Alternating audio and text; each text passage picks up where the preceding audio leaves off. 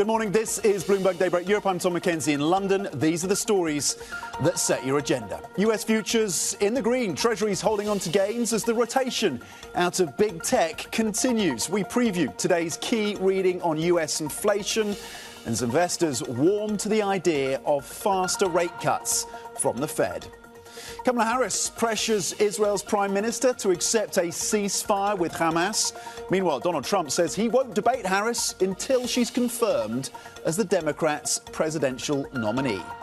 And Hermes bags a sales beat, bucking the slowdown in the luxury sector. We will break down more European earnings in the next few minutes, including Mercedes and BASF. There's a redhead crossing the right terminal right now in terms of Mercedes, seeing full-year cars adjusted ROS at 10% to 11%. That is an adjustment lower in terms of the guidance full year for Mercedes. It had seen a range of 10 to 12%. It now has moved that range lower to between 10 and 11%, including, and in terms of the second quarter, adjusted earnings for Mercedes coming in at 2.76 billion euros. The estimates had been for 2.83 billion. It is a miss in the second quarter for the German automaker, and it is a downgrade in terms of their forecasts for the full year. In terms of sales, that was also a miss in the second quarter for Mercedes. 36 billion, close to 37 billion, but shy of the estimates. In terms of the adjusted ROS for the second quarter, that was a miss as well, 10.2% versus the estimates of 10.3%. The stock is up 9% year to date, but it's the exposure to China, its new EV models as well, that will be in focus in terms of the details. But it's a miss for Mercedes. In terms of the chemical maker, another German company, the key chemical maker that is BASF, that is also a miss. Second quarter adjusted earnings from BASF coming in below 1 billion euros, 969 million euros. The estimates had been for 1.03 billion euros.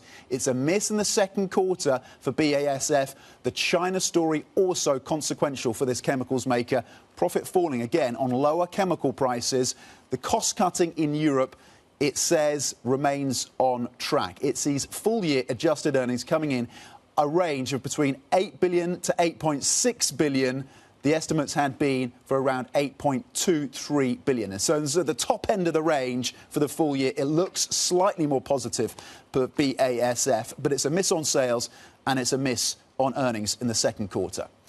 Let's check in on the markets then, as investors, of course, weigh up the earnings picture. It's been a challenged week for the European equity story on the back of, frankly, a mixed picture on the earnings front. Then, of course, you have to layer in expectations about rates and the GDP data out of the US. We look ahead to inflation, that core PCE gauge coming out later today that could see a number, 3 months annualized, getting below 2%. There's a Goldilocks scenario shaping up stateside, according to some, in terms of the inflation story coming lower and growth remaining relatively resilient, with GDP at 2.8%. European futures, then, currently flat. Again, it's been a challenged week. FTSE 100 futures pointing higher by 23 points. S&P futures, after the losses of more than 1% yesterday, pointed to gains of 0.5%.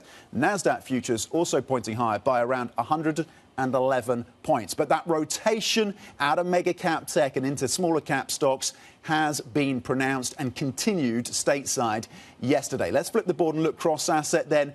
Yields, treasuries holding those gains, and that yield steepening theory and story continues. 443 on the front end of the 2-year, as markets now price in around 66 basis points of cuts by the end of the year from the Federal Reserve. The yen and strength there currently at 153.77. We look at the BOJ.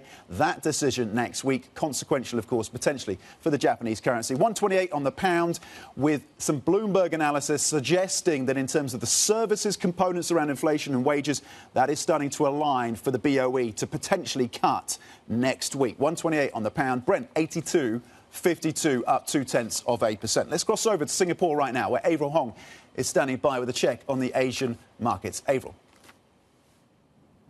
Yeah, Tom, this week has been particularly trying for Asia equities, a rout that's just been exacerbated by the rally in the Japanese currency. You highlighted that just a short while ago, with traders unwinding their carry trades, reassessing their leverage bets, but also that rethink surrounding the AI narrative. That's why you're seeing the TAIEX deep in negative territory today as Taipei comes back to trade following a typhoon.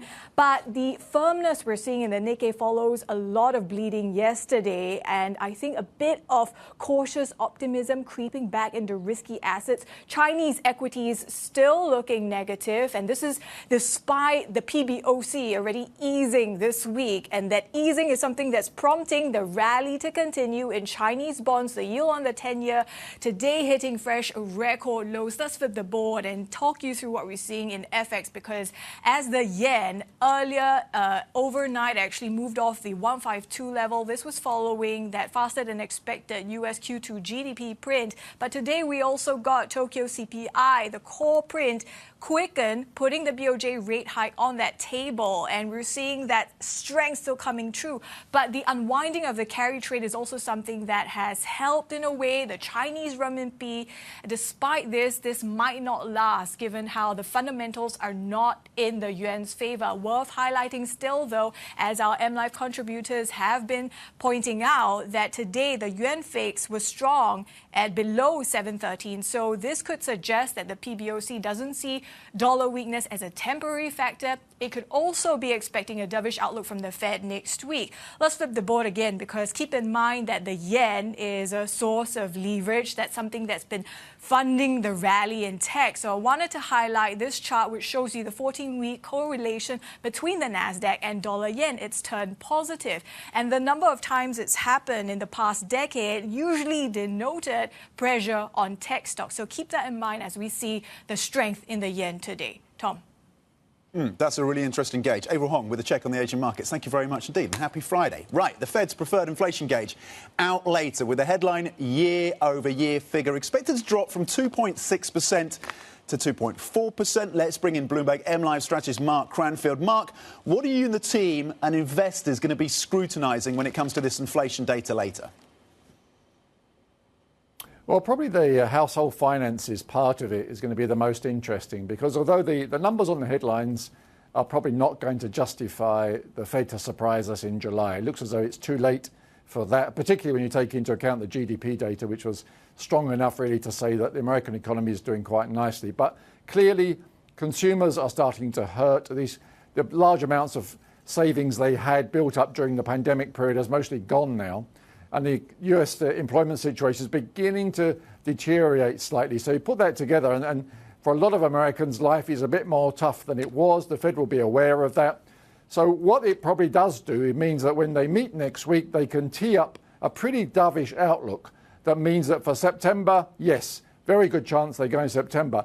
And if we get a couple more pieces of data before then, people will certainly start to think that 50 basis points rather than 25 basis points could be an objective for the Fed. Because as you say, we've had a few contributors this week saying that really July, they need to get on with it straight away. People like Bill Dudley saying they're already behind the curve. Well, that's probably not going to happen next week. But with some more soft CPI data, certainly it looks as though September will at least be a rate cut, maybe even a big one. And the market is certainly pricing that way. You can see the inversion coming nicely out of the Treasury curve, and probably a bit more to go in that space. Yeah, and Mark, you've been early in calling and at least putting on the table the prospects of a potential jumbo cut coming through from the Fed in September. Really fascinating to see the likes of El Arian and Bill Dudley, I should say, of course, both early on the calls around the risks of inflation, now coming back to that view that it is time to cut. Mark Cranfield, thank you very much indeed, strategist for our MLive team across these markets. Now, to the politics of the US, Kamala Harris says she has pressed Israeli Prime Minister Benjamin Netanyahu to accept a ceasefire and warned him about the death toll in Gaza. The meeting in Washington is their first since the Vice President entered the 2024 race for the White House. The comments suggest a possible departure from Biden's approach to the situation in Gaza. It is time for this war to end, and end in a way where Israel is secure, all the hostages are released, the suffering of Palestinians in Gaza ends, and the Palestinian people can exercise their right to freedom, dignity, and self-determination. Let's bring in Bloomberg's Vonnie Quinn standing by for us in Washington. So an important meeting as well, given the context and the new role of Kamala Harris. What were the key takeaways then from this meeting between Netanyahu and Harris? How contentious or not was that meeting? Well, when you think about it, Tom, it was a huge meeting. It's just day 2 of her campaign, right? And she's already meeting the Israeli Prime Minister at a very important time.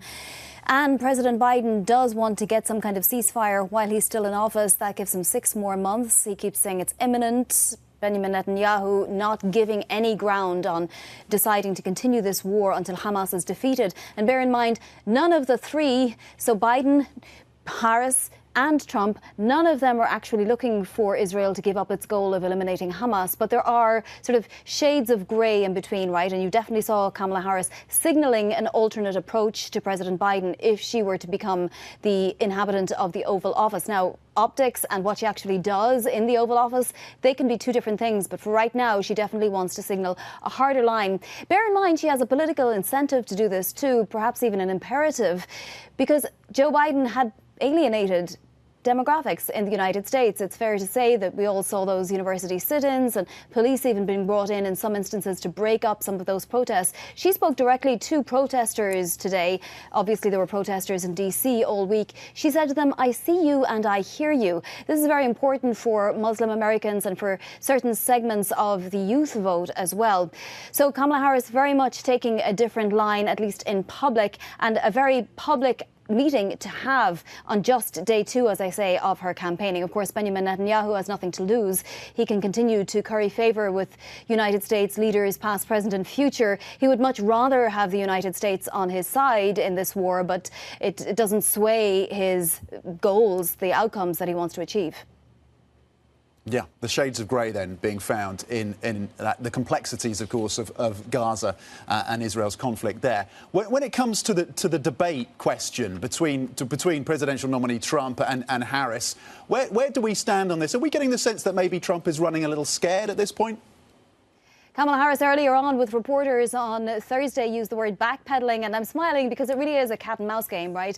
Trump started it by suggesting Monday on a call to reporters that he had organised that, yes, he would like to debate her not just once, but perhaps multiple times. Then we had to wait until Thursday to get a response from the Harris campaign. She spoke directly to reporters and said, literally, and I'm quoting now, "Let's go." She said that she wanted to see that split screen in front of the electorate. The first debate was due September 10th, originally with Biden involved. Both camps had agreed to it. Then today, just a few hours ago, in fact, Thursday night UK time, Donald Trump's campaign put out a statement saying the Democrats are in chaos. We're not going to agree to anything. It would be imprudent to agree to anything until we really know who formally the nominee is. And I'm smiling because at this point, there's really going to be no challenger to Kamala Harris. So we have to wait until August 16th, August 17th and beyond after she formally accepts the nomination, perhaps to hear more from the campaign on potential debates. But it definitely does make him look a little bit weaker. It does sort of give credence to the backpedaling word used by Kamala Harris. OK, Bloomberg's Vonnie Quinn joining us out of Washington. Thank you very much indeed with the latest. Coming up is the rotation away from tech stocks. Is it taking off? Does it have further to run? We're going to take a look at some of the big moves and what a week it has been for these markets. Not just equities, of course, but FX and commods as well. Stay with us. This is Bloomberg.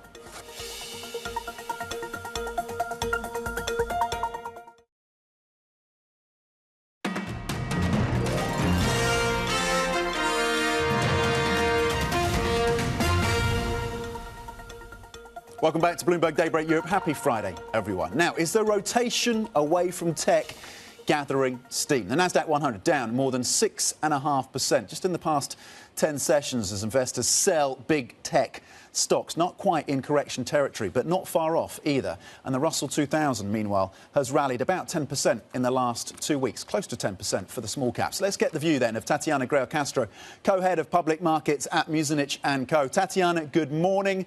Does the rotation out of big cap tech stocks into the small caps, does it have further to run, do you think? Good morning, Tom. So I think the narrative on tech has changed a little bit. So the last however many months, maybe year or so with the AI, was really focused on revenue, the new inventions that AI will help us to identify and turn into products. And over the last really few weeks, it was more focused on the cost. So clearly there's an enormous increase in cost. It's exponential in order to train the AI, and the energy use and the equipment use is so vast. And clearly with valuations, I think it is a healthy correction to go and say, well, I'm just focusing on the top line and what can come, to actually see what do we need to do to get there.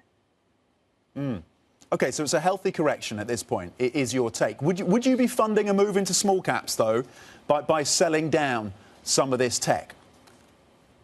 So for us, what we are focused on is, so for instance, when we look at the smaller market, then we see that they are somewhat protected. So, when we go away from tech and say, what are the bigger macro concerns that we are currently looking at, then clearly geopolitics is one, the changes of supply chains, but, tariff risks. And so when you look at the smaller cap market, and, we are clearly more focused on the credit side than on the equity side. But when you look at the smaller market, then what we see is that they're more domestic.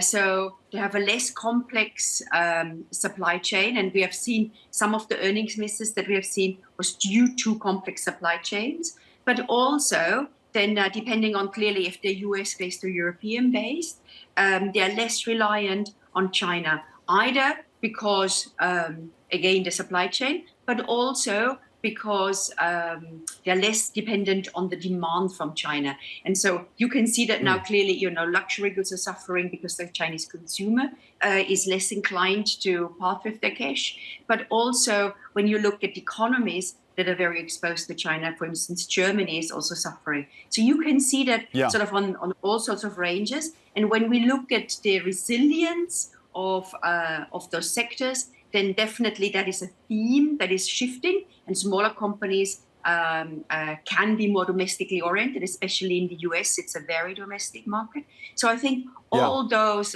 background thoughts are feeding into this smaller companies.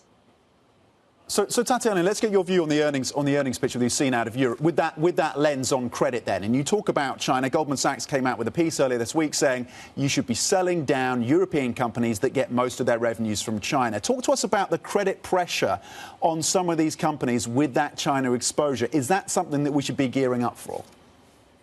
So it is also really interesting, actually, because when you see the earnings results, and they may not be as negative as I think the perception is. So it's about 1/3 surprises on the upside, 2/3 surprises on the downside, but it's surprise on the downside. So it is not, that they have negative earnings. So there is one is expectations. So the expectations have been very high, and those high expectations are not being met. So that feeds more into the equity price than in the credit. And so with equities, what we see is, clearly very big corrections, but that is, partly because so much has already been anticipated, and because it's as I said, the expectations are not being met. The numbers, the fundamental numbers in itself are not that bad. Generally, there are exceptions. But then also what that means is that the credit market is not so affected, because with credit, we have limited upside. We get the coupon, we may get a little bit of capital appreciation, but it really is the yield that we are buying. And so credit has been very resilient when we look at the volatility that we have seen in the equity markets over the last few weeks. Tatjana, where do you stand in terms of the synchronization or not between the major central banks? We have the BOE, the Bank of Japan next week. A lot of speculation as to whether or not the Fed will go earlier than some had expected. Where do you stand in terms of the synchronization of central banks? Just briefly. So I think the synchronization comes from the synchronization of the fundamental data. Inflation is clearly normalizing, and it's above 2%, but it's expected to get to 2%. And it's not far off it. So there is definitely now real rates are significantly positive. So there is room to cut. And then at the same time, we also see that the economies are aligning. So when we look, for instance, in Europe, we had a strong expectation of recessions towards the end of last year. But then since then, it has rebounded broadly in terms of economic sentiments and indicators. And clearly that peak really we have seen in the first quarter. Since then, actually, also European expectations have deteriorated. And there is never that much room with regards to economic growth in Europe anyway. So it is always hovering closer to zero. So it has less room of deterioration before it goes into a recessionary period. In the US, yes, we had a strong GDP print yesterday, but at the same time, a lot of the indicators are slowing down, but from a much higher level. So I think the synchronization is less because the central banks want to synchronize, just because of it, but it is because the economic picture seems to be synchronizing, and all of those point to rate. OK, really fascinating. Tatjana Greil Castro, co-head of public markets at Muzinich Co, with a view there on the central banks and, of course, the update in terms of the credit markets and how that ties in to the earnings story. Coming up, big oil's next move. What a Kamala Harris presidency could mean for the sector as companies take the brakes off of divesting fossil fuel assets. So divestments around fossil fuels and how the politics of the US ties into that. That's coming up. This is Bloomberg.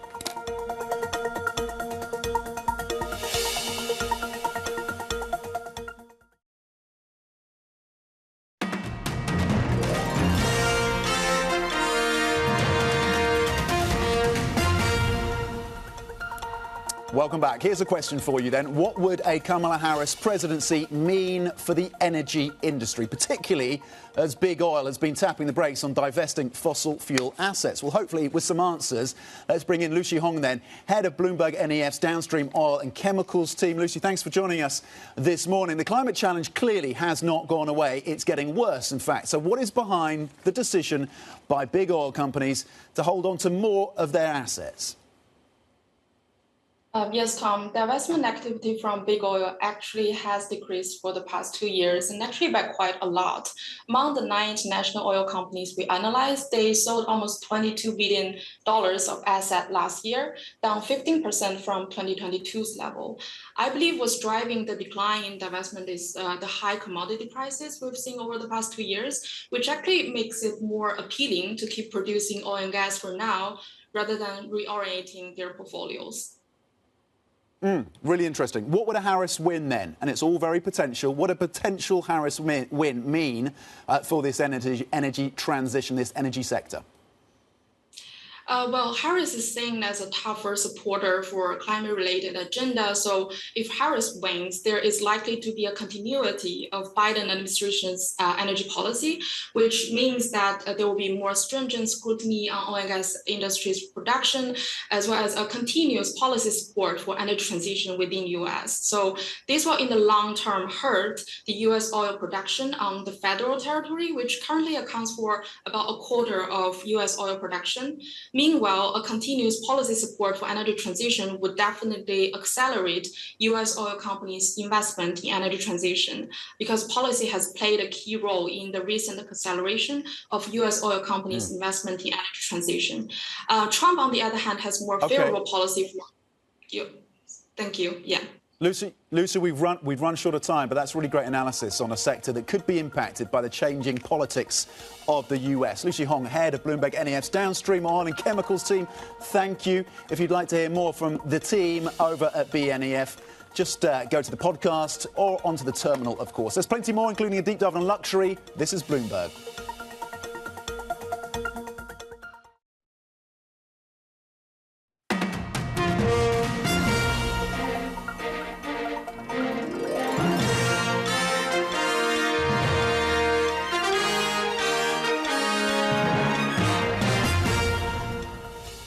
Good morning, this is Bloomberg Daybreak Europe. I'm Tom Mackenzie in London. These are the stories that set your agenda. US futures in the green, Treasuries holding on to gains as the rotation out of big tech continues. We preview today's key reading on US inflation as investors warm to the idea of faster rate cuts from the Fed.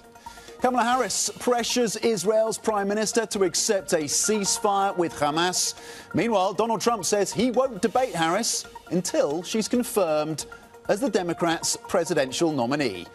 An earnings plummet at Mercedes, the German car maker, the latest to report slowing sales of EVs and weak demand in China. But Hermes bags a sales beat, bucking the slowdown in the luxury sector. And we stay on the earnings story with Eni crossing the line just now. In the last few minutes, the Italian energy giants coming through with a beat in terms of the second quarter adjusted net for Eni, coming in at 1.52 billion euros. The estimates had been for 1.46 billion. So it is a beat from Eni, and this is the redhead, the energy giant increasing its full year profit guidance. The redhead on Eni, so watch this stock at the open, 8 a.m. UK time, as the company increases its full year profit guidance. In terms of production as well for this company, coming out in terms of barrels produced higher than the estimates, 1.71 million. But the focus will be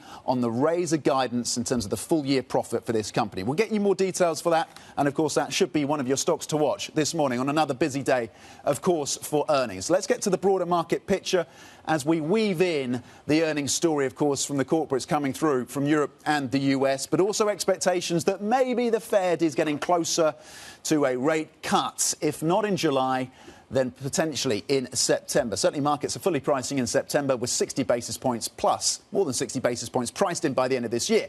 Currently, European futures pointing to very modest gains of about 0.1%. It's been a challenged week in Europe because of the mixed picture around the European earnings story. FTSE 100 currently pointing to gains of 20 points.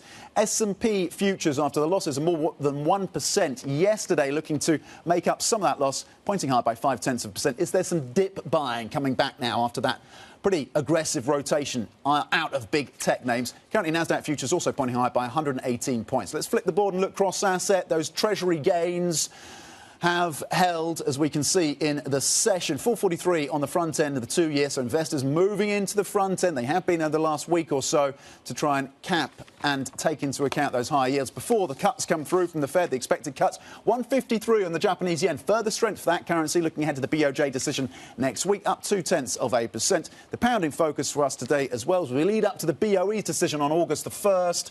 Are they getting closer to cutting? 128 on the pound, $82 a barrel on Brent. Let's get to the earnings story around the auto sector, and my goodness, has it been challenged. Mercedes earnings plummeting in the second quarter as sales of its passenger EVs dropped sharply and demand in China weakened. The China story echoing through these earnings results. The results top off a disappointing week, as I said, for car makers. For more, let's bring in Bloomberg's Oliver Crook from Berlin, who's been pouring through all these numbers. Walk us through the top lines for you out of Mercedes, Ollie.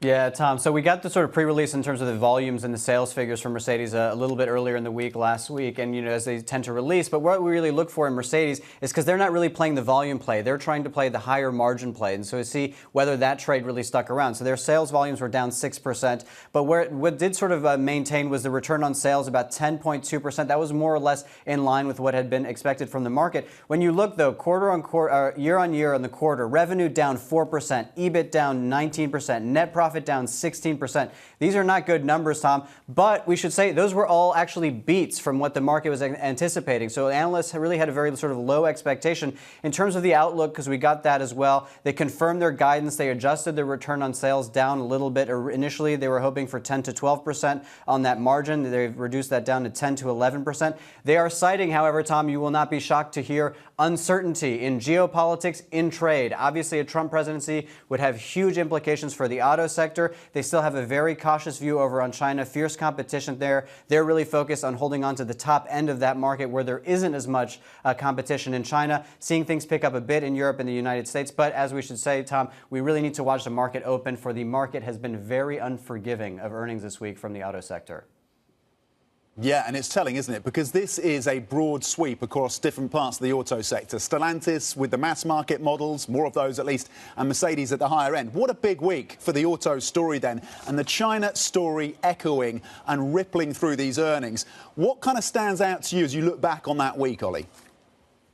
Absolutely, Tom. I mean, I think we have the board of how these sort of stocks have performed over the week, which really tells a huge amount of the story. I mean, let's just go through some of the moves. Stellantis had its worst day since 2021, down almost 9% yesterday. Renault closed down 7%. It was down as much as 14% yesterday. But Ford down 18% yesterday, Tom. That is the worst day that we got from Ford since 2008. So these are really kind of historic terms and moves in the market. Nissan down 7%.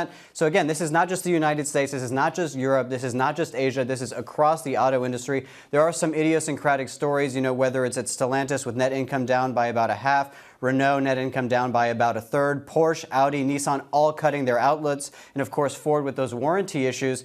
But listen, a lot of this stuff is not new in terms of the industry, but it feels like this is the quarter where it really rubber hits the road. We know there's increased competition, the volumes are just not there, the demand is not there, and there's been this huge shift in the EV timeline, which has huge ramifications for these companies because they've been focusing on their EV lineup, maybe neglecting their ICEs, and that has a huge implication for basically whether or not they're going to win in the market. I mean, have a listen to Carlos Tavares, the CEO of Stellantis, who really put this better than anybody else could.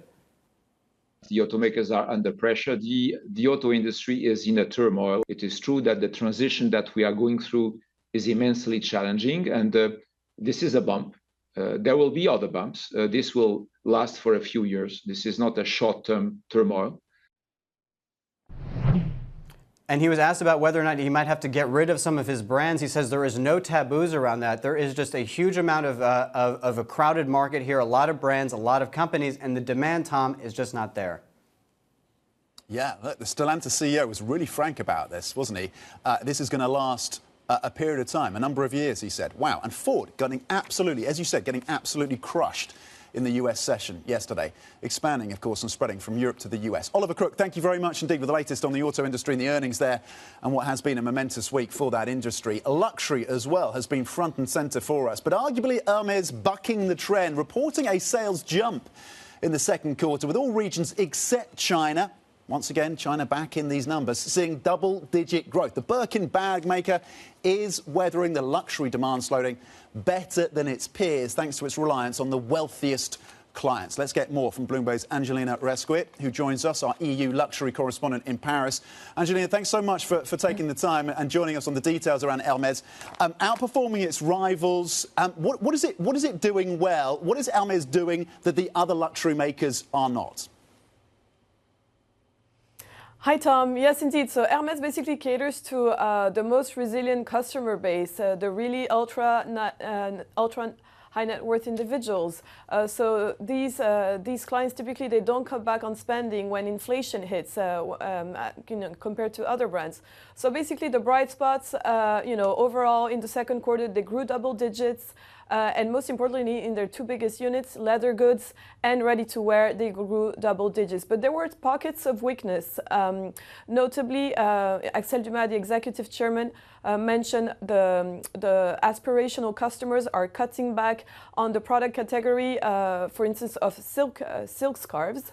And we, as you said, the China is also the only region that didn't grow double digits.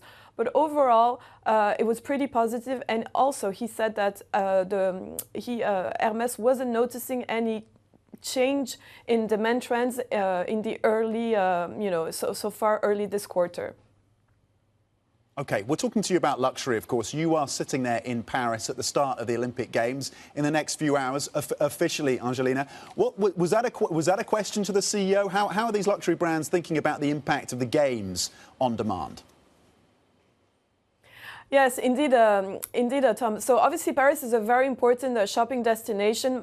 Most of the biggest luxury brands have their flagships here. And he said that typically Olympic Games are not historically have not been good for local business for the host cities. They saw that with Beijing, they saw that with London, and we know that, for instance, early so far in July, luxury hotels have been pretty much empty with occupancy rates sometimes at 15%. So that tells you that basically the the games tourism is not really the same as the normal luxury tourism. And it's been very difficult to get around Paris, very difficult to, to go from one bank to the other. So typically, he said that he hopes that in the current quarter, other regions of France, notably the French Riviera, will help compensate for the loss of business in Paris. And what about the rest of the sector at this point? The rest of the sector, I mean, pretty much we're still seeing a polarization between the strong brands and the weaker brands. However, the surprise in this set of results was that the luxury giant LVMH missed estimates. Its biggest units, which houses Louis Vuitton and Christian Dior, grew by only 1%, which was about half of what analysts were estimating. The bright spot for LVMH was Japan. Sales really soared there in the second quarter by almost 60%, and that's because notably Chinese tourists are basically taking advantage of the weak yen to do their shopping there. So they're transferring their purchases from China to Japan.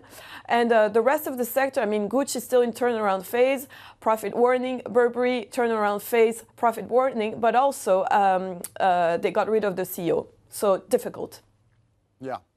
Okay, Angelina Rasco in Paris with a fantastic wrap of what has been a really significant week as well for the luxury sector, and Hermes holding its head above water. Angelina, thank you very much indeed. To other stories making the news this Friday, EssilorLuxottica has confirmed that Meta, yes, the parent company of Facebook, is interested in buying a stake in the world's biggest eyewear maker. The company says the US tech giant intends to become a shareholder, potentially building on a years-long partnership to develop smart glasses. EssilorLuxottica says it is not planning a capital increase, and the US firm would buy shares on the markets. Alphabet shares, meanwhile, dropping after OpenAI said it is launching a test version of its own search engine, which would compete directly with Google. OpenAI says Search GPT will answer questions with more timely information and prominent links to sources. It will be released as a prototype on web browsers and could later be added to its best-known product, ChatGPT.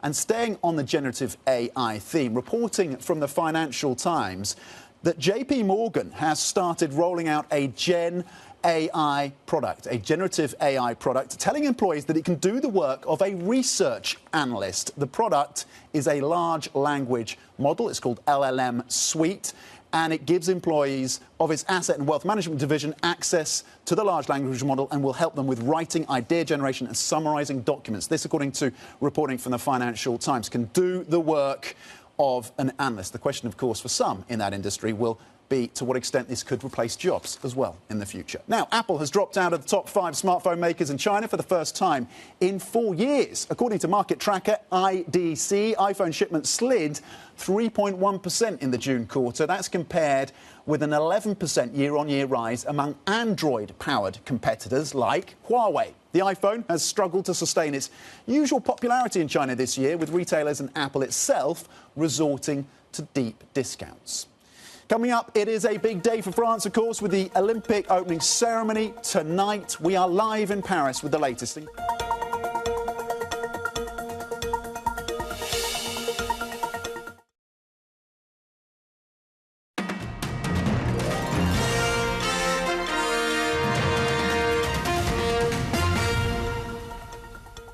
Welcome back to Bloomberg Daybreak Europe. Happy Friday. France's caretaker finance minister has warned the country's political impasse is proving costly for that economy. Latest business confidence figures show a sharp drop in sentiment during the turbulent election campaign that delivered no clear majority. President Emmanuel Macron has called for a political truce, saying he will not appoint a new prime minister until after the Olympics. And for more on the Olympic Games, which open, of course, tonight officially, let's bring in our very own Caroline Connard, who is in Paris with a guest. Caroline.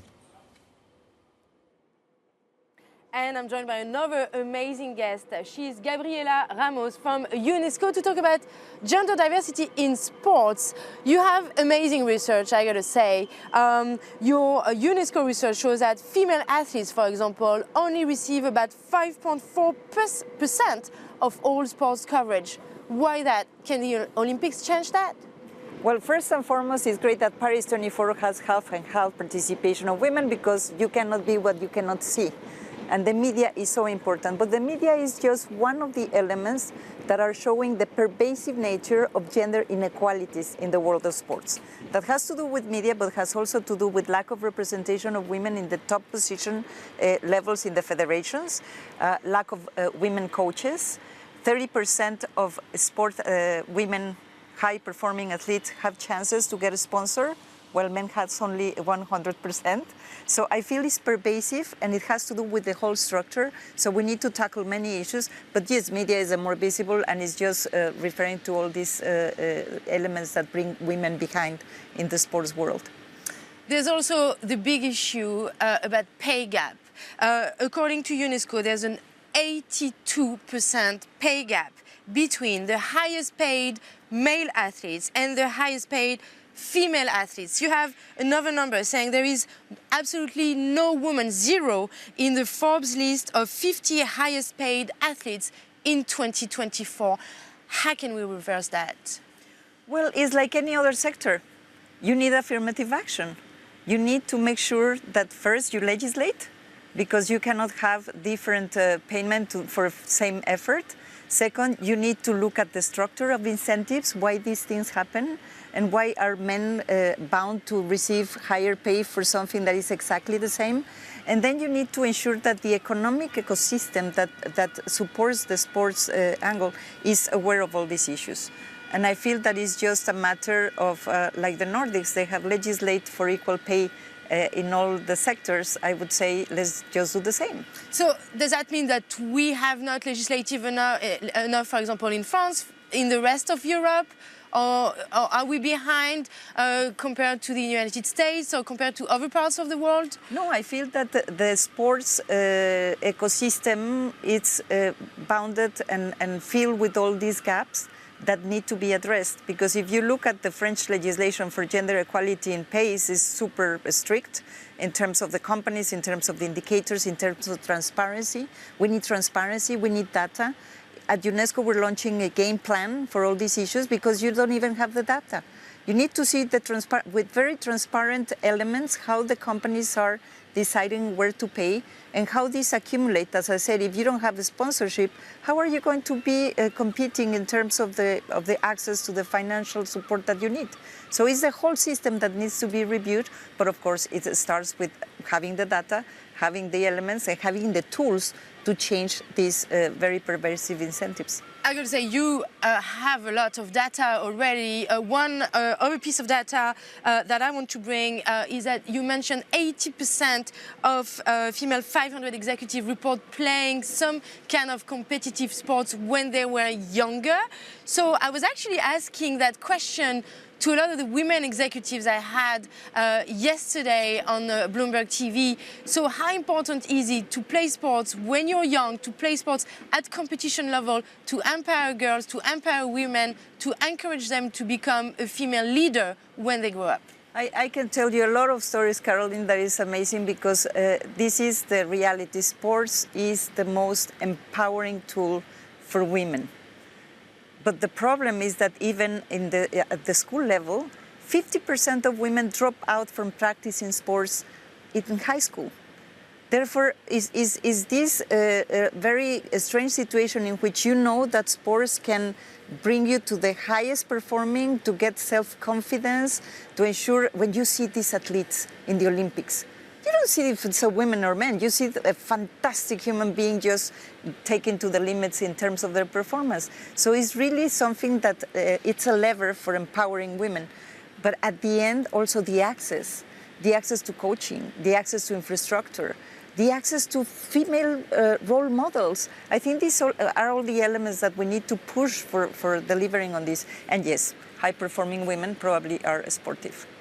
Finally, you have a call against violence against women in sports, saying that around 20% of female athletes actually report having some kind of sexual abuse or harassment when they were younger. What's your call at UNESCO to end this? Our call is first to make this visible, It's unacceptable that 11% of the sports female have faced this violence. Legislate against it, train the coaches, but also create the mechanism for reporting this. Because the girls that are trapped on that cannot even have access to mechanisms to redress the situation. So very strong call for our game plan to finish violence against women in sports. Thank you so much, Gabriela Ramos from UNESCO, on this very systemic issue about gender diversity in sports on the day of the opening ceremony of the Paris 2024 Olympics. Yes, and pretty shocking statistics there in terms of some of those gaps that need to be closed. Caroline Connard speaking to Gabriela Ramos from UNESCO on, of course, the day when the Paris Olympics gets underway officially with the opening ceremony later today, of course. There's plenty more coming up. We're going to set you up for the PCE, that key inflation gauge, and give you a roundup in terms of the earnings stories as well, looking ahead to the opening trade show later. Stay with us. This is Bloomberg.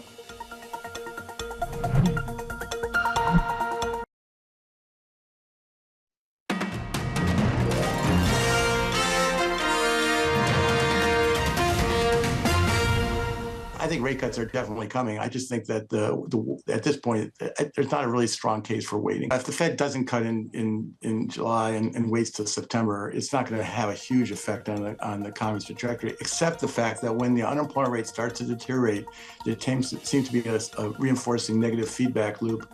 Jobs are lost. People pull back on spending. That leads to further cuts in the employment. OK, Bloomberg opinion columnist and former New York Fed President, of course, Bill Dudley there on the need for the Fed to act. And the PCE data, the inflation data out of the US later today, of course, could inform that view.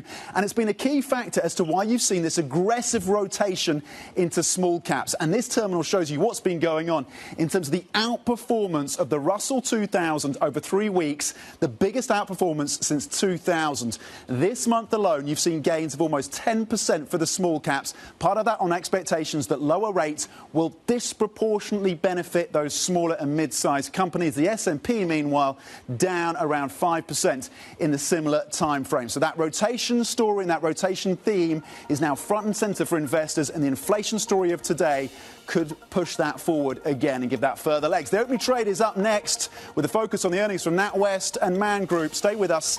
This is Bloomberg.